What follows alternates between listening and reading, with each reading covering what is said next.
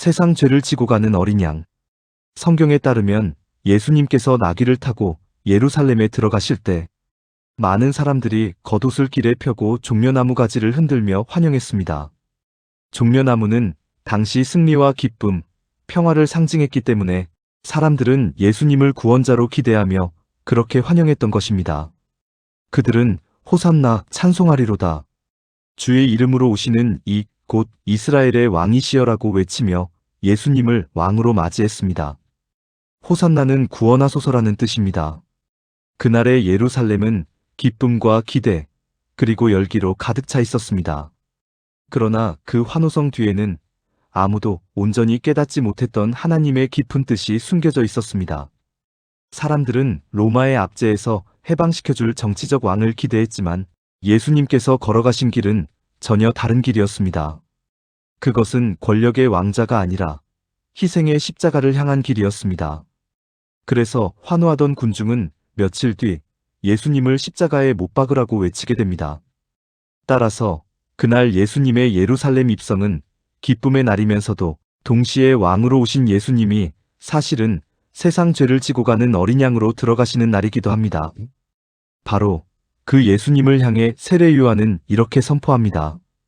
요한복음 1장 29절 말씀입니다. 보라, 세상 죄를 지고 가는 하나님의 어린 양이로다.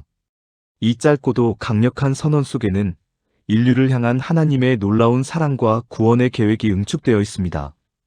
이는 예수님의 속죄 사역이 온 인류의 모든 죄, 과거와 현재와 미래의 모든 죄를 아우르는 광범위하고 완전한 구원임을 의미합니다. 우리는 때때로 죄의 무게에 짓눌리고 절망할 때가 있습니다. 우리의 힘으로는 도저히 해결할 수 없는 죄의 굴레에 갇혀 괴로워하기도 합니다. 그러나 예수님은 그러한 우리의 모든 죄를 짊어지시고 십자가에서 죽으심으로 그 죄값을 완전히 치르셨습니다. 이제 누구든지 예수 그리스도를 믿음으로 말미암아 죄 사함을 받고 영원한 생명을 얻을 수 있게 되었습니다. 여러분, 예수님은 단지 도덕적인 교사나 기적을 행하는 선지자가 아닙니다. 그분은 세상 죄를 지고 가는 분입니다. 여기서 지고 간다는 말은 죄의 무게를 짊어진다는 의미입니다. 우리 각자의 죄뿐만 아니라 인류 전체의 죄를 대신 지고 십자가를 향해 걸어가신 분이 바로 예수 그리스도이십니다. 그래서 오늘 우리는 세상 죄를 지고 가신 어린 양 예수 그리스도를 깊이 묵상하며 우리 삶에 주시는 그 은혜와 사랑을 깨닫고자 합니다. 여러분, 아담과 하와가 하나님께 불순종한 이후로 인간은 죄의 굴레 속에서 살아가게 되었습니다.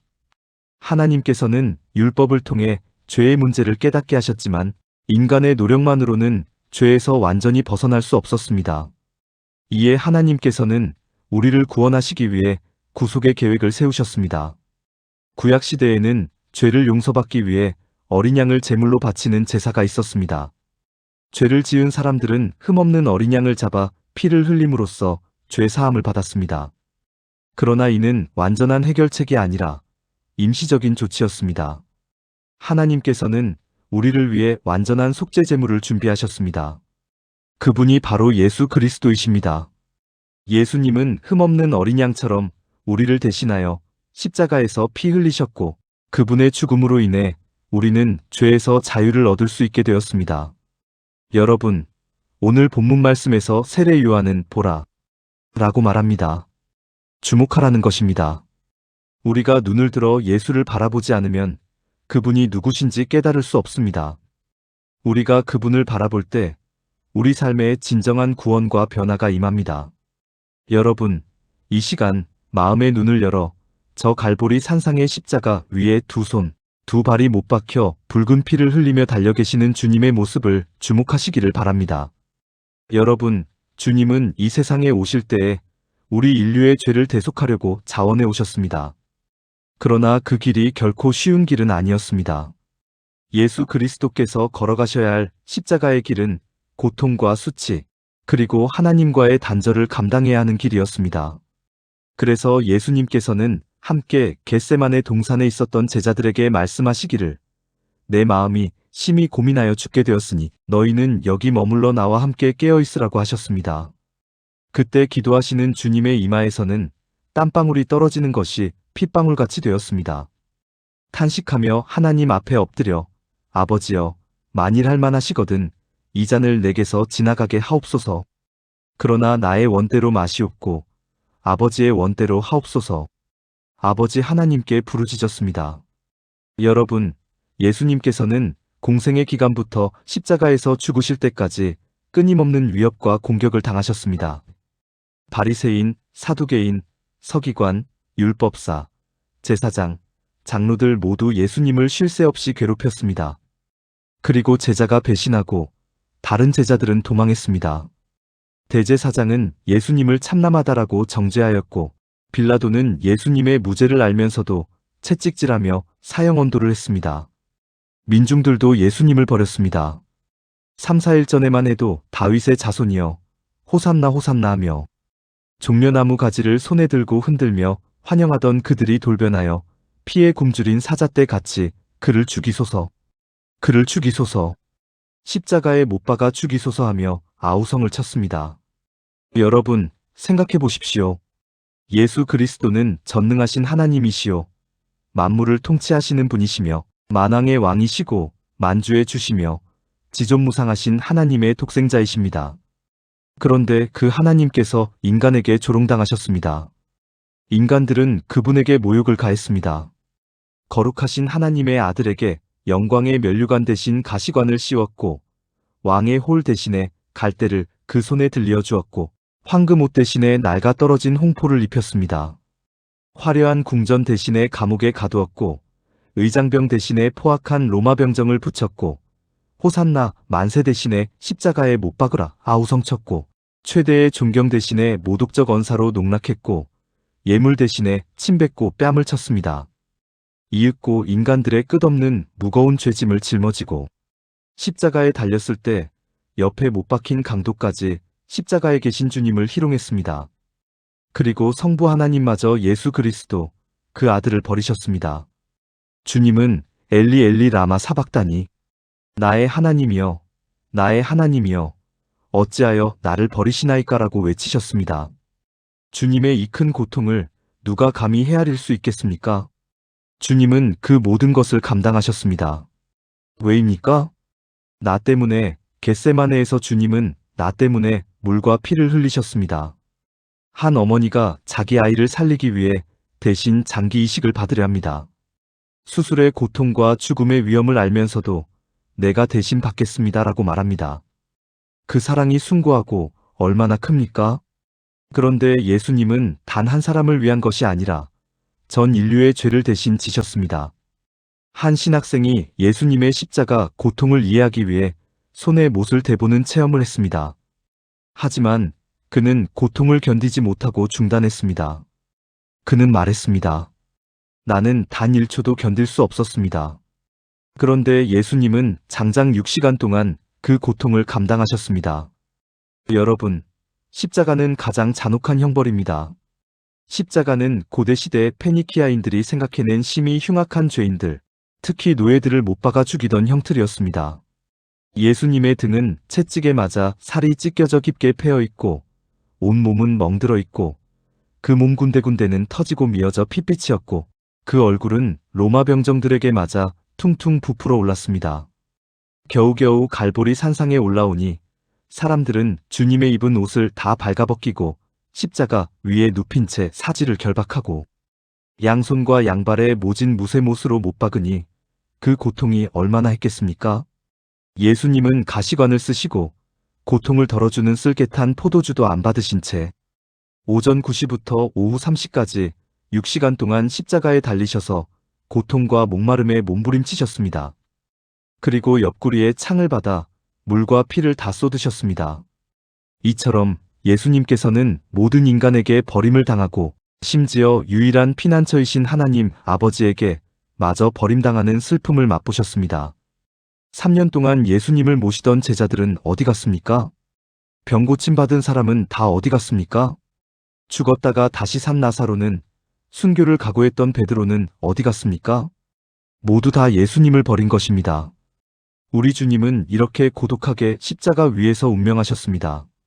해조차 빛을 잃어 천지가 캄캄해지고 땅은 지진으로 진동하고 바위는 터져 잠자던 성인의 무덤이 열리고 죽은 사람은 다시 살아나며 성전 휘장은 위에서 밑에까지 사람이 손대지 않고 갈라졌습니다. 여러분, 이스라엘 백성이 애굽에서 나올 때 문설주에 어린 양의 피를 발랐습니다. 죽음의 사자가 그 집을 넘어갔습니다. 중요한 것은 이것입니다. 문이 좋은 집이라서가 아닙니다. 사람이 의로워서가 아닙니다. 피가 있었기 때문입니다. 오늘날도 마찬가지입니다. 우리가 사는 이유는 예수님의 피 때문입니다. 구약시대 이스라엘 백성은 죄 사함을 위해 희생 제물을 드려야 했습니다. 그 중에서도 유월절 어린 양은 구속과 해방의 상징이었습니다. 예수님은 바로 그 유월절 어린 양의 실체이십니다.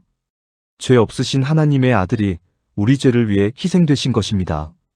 이로써 우리는 영원한 생명과 자유를 얻게 되었습니다.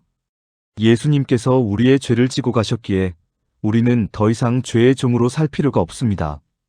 우리는 예수님을 믿음으로 그분의 은혜를 받아들이고 성령님을 따라 거룩한 삶을 살아갈 수 있게 되었습니다.